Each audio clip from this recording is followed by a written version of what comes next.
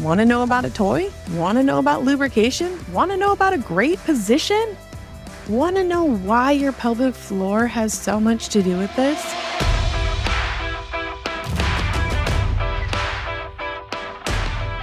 Hey guys, Allison here with Vaginally Speaking. I hope you liked the episode last week with my husband. That was a really fun one. So I've got a lot of requests since then to continue with some Dr. Ruth questions, and she's got some case studies. So this episode is going to be a little bit of reading off her questions, giving some feedback of what I think, and reading some case studies. And then I really hope that you guys drop me some DMs. I promise I will not say your name. And so I can talk through some of either the things that you have dealt with that you're like, what in the actual heck? Or like some of your craziest sex stories that are like, yeah, I did that. So please DM me at Vaginally Speaking. And I promise, anonymous. And there is no judgment in this circle. Okay. So let's start with some Dr. Ruth questions. And I'm going to ask the male ones first. So this would be like me asking my husband and seeing what they would think. A person who seduces members of both sexes is called a transducer. False. A transducer is an electrical device, but it does sound like a really great name. Okay. Next one. Is it possible to tell a lot about the way a person is feeling from the person's body language? Okay, Dr. Ruth, I'm thinking absolutely, because it's going to tell you if they're turned on, they're turned off, they're ready for it, that's not something they like.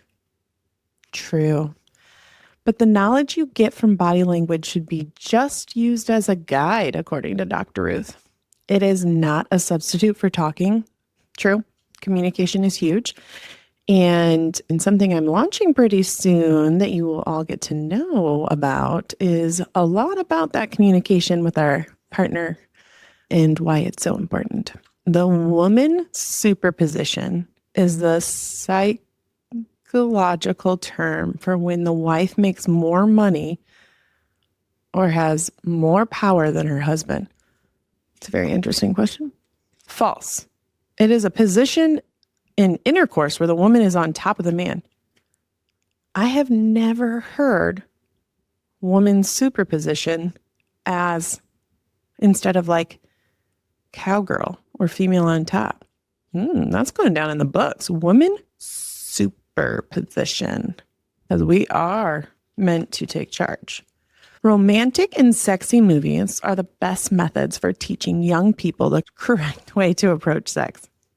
False. These movies contain actors who are told how to act and react, and the messages given often not realistic. All right, we'll come back to these. I want to read some of these case studies because I was going through them and they're pretty funny. My boyfriend is a wonderful lover, but every time we are in his bedroom having sex, his pet dash hound trots in to watch the show. Is there anything I can do? Dr. Ruth suggests, before you get started, shut the bedroom door. I felt like that was a little sassy, Dr. Ruth. And so true. But also, like, how many of you have been in the act and all of a sudden you like look down and your animal is right there? Like, that is terrifying. And I'm like, do they know what we're doing? They have to know what we're doing. They're animals. We're animals, right? It is weird. And yeah, just shut the door and like don't allow them in. Okay. Next one. I have been using a diaphragm and jelly for contraception, but my boyfriend still pulls out before ejaculating. He says he doesn't trust the diaphragm and worries about me getting pregnant. I have been feeling frustrated, and now we're beginning to fight. What do we do? According to Dr. Ruth, you need to go to counseling, and you need to talk about contraception and your feelings about sex and pregnancy. Wow, that one's really deep. All right, next one. I've been seeing and having sex with a young woman who likes to make love in parks, on benches, and in station wagons in broad daylight. The sex is great, but we're bound to be arrested soon. What should I do? that individual likes the thrill of it. So my suggestion would be trying to figure out how she can still have that thrill and you feel safe. This is what Dr. Ruth says. Tell her you're not comfortable with these sessions and arrange for some comfortable sex somewhere secure. Okay, we're kind of on the same page there. But something makes it exhilarating for her. So like maybe you can set up a park in your backyard with a fence around or something. Okay, next one.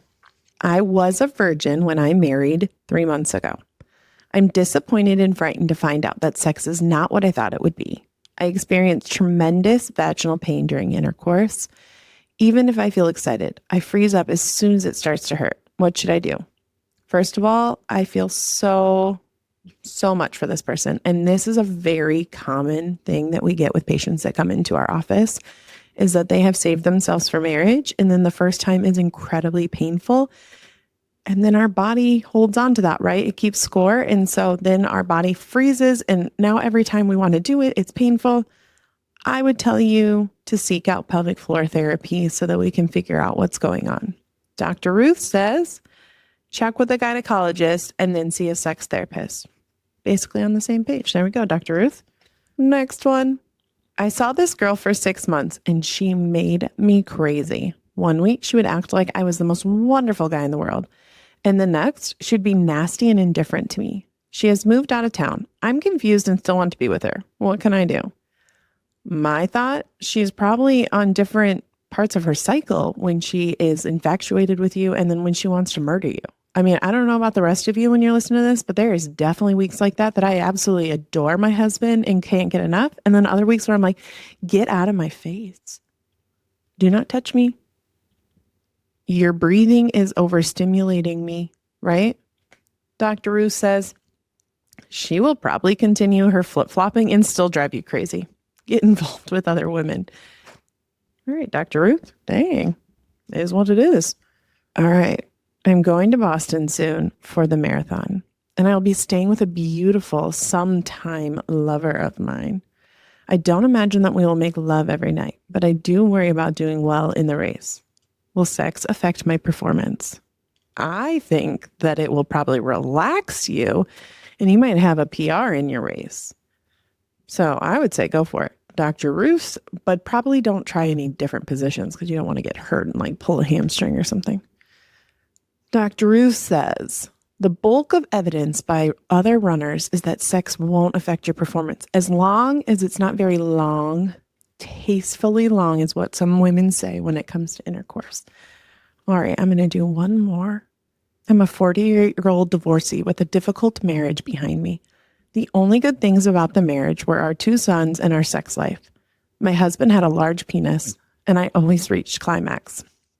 I'm dating a man with a small penis, and I don't orgasm now, except from oral stimulation or masturbation. What can I do? So, if you remember one of my episodes, most women don't climax from penetration alone. Actually, only 18%. So most people need external stimulation. So I would say I would probably talk about that with her. Dr. Ruth says, be honest with your male friend and work on your problem. Sexual harmony can be achieved with all sizes of male equipment, which is so true. And I agree with Dr. Ruth that communication is key, right? And if you know what you like and what feels good, then if you communicate it, then they can also help with that. Okay, don't we just love a good Dr. Ruth's game and all of her advice, right? From 1985. Some of you have asked if you can still purchase this. It doesn't look like you can. So keep your eye out for estate sales like my mother did, and maybe you'll find it, or maybe I'll let you borrow it. But I did look up some other games that might be fun. So there is the Naughty Blocks game that's like that. What's that game called? Where you stack the blocks and then you have to pull one. And it's got like blindfold your partner and kiss them where you want. Ooh. Or give your partner a lap dance. Ooh, Spicy Spice. Why can't I think of what this game is called? It's on Amazon. And it's called Naughty Blocks Adults Game with 54 flirty and fiery challenges. Stacking the tower and then pulling the dares. There's a good one. The next one is Drunk Lovers Card Game, 54 game cards. There's also Rekindling for Dummies. I don't know. That just shouts the 2000s to me, that book, for Dummies. I feel like everything they just did for dummies and it was just made it better. Deeper Connection card game. Oh, Talk, Flirt, and Dare. Okay. So if you're like, ooh, there's romantic, funny sex poker game. Oh my goodness. Actually, that reminds me, I gotta find it. I got cards when I was in Greece. What these cards were like all these different, like, Kama Sutra. I hope I'm saying that right. Positions, but then they were like regular playing cards, but there was some that were just two, some that were three people, some female, male, male, male, female, female. And I have just decided that I think after experiencing the hot pink Eiffel Tower dildo in Paris and then seeing these cards literally all over Greece, I just think the rest of the world is all about embracing their sexual wellness and not us. And like, we got to change that here in the States. Like, we all deserve a good sex life. And you can be a freak if you want. Lady in the streets, freak in the sheets. Does anybody remember that saying? So, what are we going to do about it? Well, I got a big launch I want you to stay tuned for that's coming next year. But there's going to be a sneak peek soft launch. And it's going to be called Turned On Again. And I'm going to let you think about that and see what you think it might be. But I'm super excited about it. I am ready to help people have the life that they want in the bedroom because we all deserve it. All right. So this episode was a little bit of this and a little bit of that and a little bit of humor and a little bit of some education. If you feel like this is the type of podcast one of your girlfriends could benefit from, your mom, your aunt, your cousin, your neighbor, maybe even your partner, send it their way. Follow me at One Strong Woman Therapy and Vaginally Speaking Podcast. And remember, send me that DM. Some of your craziest sex stories. I promise it's anonymous and there's absolutely no judgment here. Or maybe you have a question. Send it to me. Want to know about a toy? Want to know about lubrication? Want to know about a great position? Want to know why your pelvic floor has so much to do with this? Send me the question. I'm looking forward to it. All right. Peace, love, and lube.